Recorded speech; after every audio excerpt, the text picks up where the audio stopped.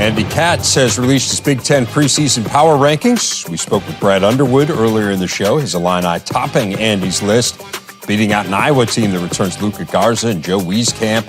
Wisconsin has virtually every major contributor back from a team that shared the Big Ten title.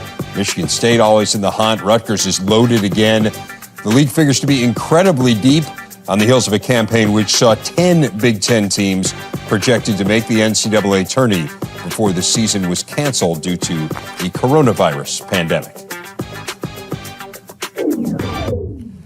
And in a stunning coincidence, Andy Katz is joining us now. Andy, we'll get to your power rankings in just a minute. I want to dissect some of that with you, but let's start with the big question. The Division I Council is expected to announce a start date for college basketball coming up here this week on Wednesday.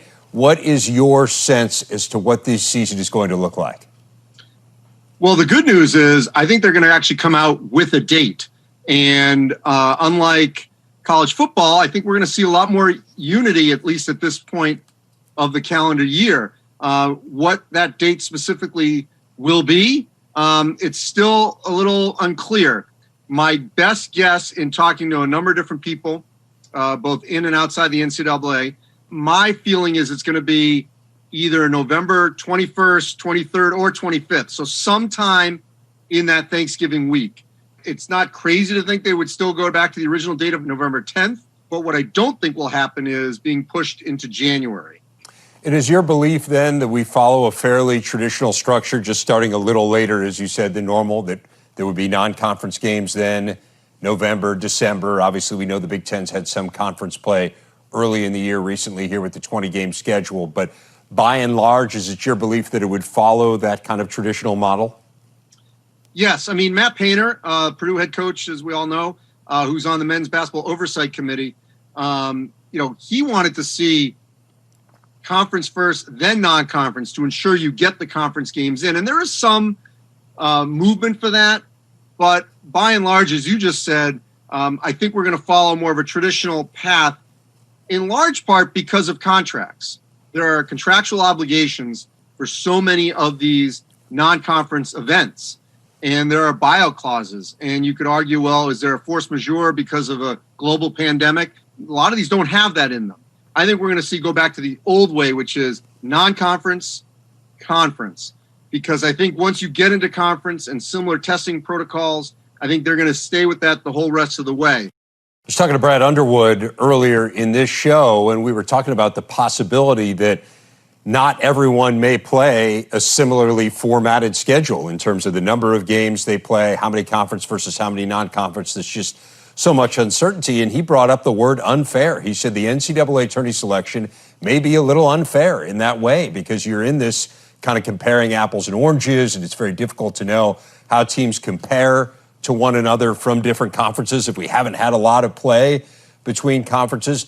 How does the NCAA look to address that in terms of tournament selection? I know they've shot down this notion of just putting everyone in the NCAA tournament like the ACC coaches had proposed. So what do you foresee in terms of navigating this unfamiliar season?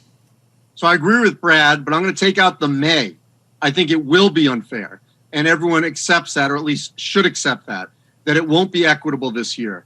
Because while you're allowed 31 total games, that may come down to 26, 27, 28. They may keep it at 31 if you can get there. There could be and probably will be a minimum of non-conference games, and there will probably be a maximum of non-conference games, as there always has been. But not everyone's going to play the same amount. We don't know if a certain team ends up obviously having to postpone or cancel games because of COVID. So that will obviously factor in as to whether or not people have the same amount of games. We did show your Big Ten power rankings. I do want to talk about it just for no other reason than the Big Ten is going to be loaded once again, as you well know. You had Illinois first, then Iowa, then Wisconsin. How did you go about separating those teams? Of course, Michigan State in there and Rutgers as well, a number of teams that look like Final Four potential type squads. The reason I went with Illinois, it'd be kind of hypocritical if I've got two of the top 10 returning players in college basketball from the same team, Ayo Dosunmu and Kofi Cockburn.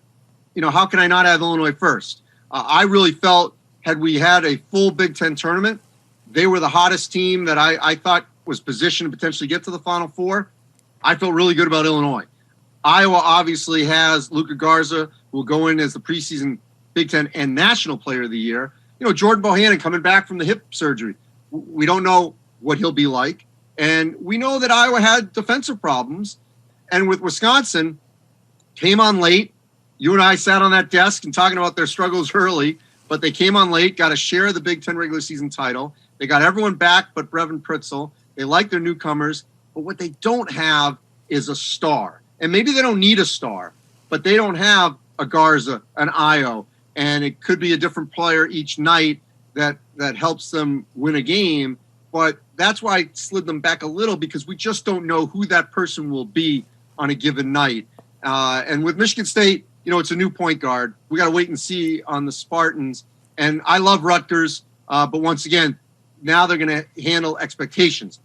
It should be a fabulous year. Look forward to sharing it with you as always. Andy, thanks a lot for your time, man. All right. Thanks, Dave.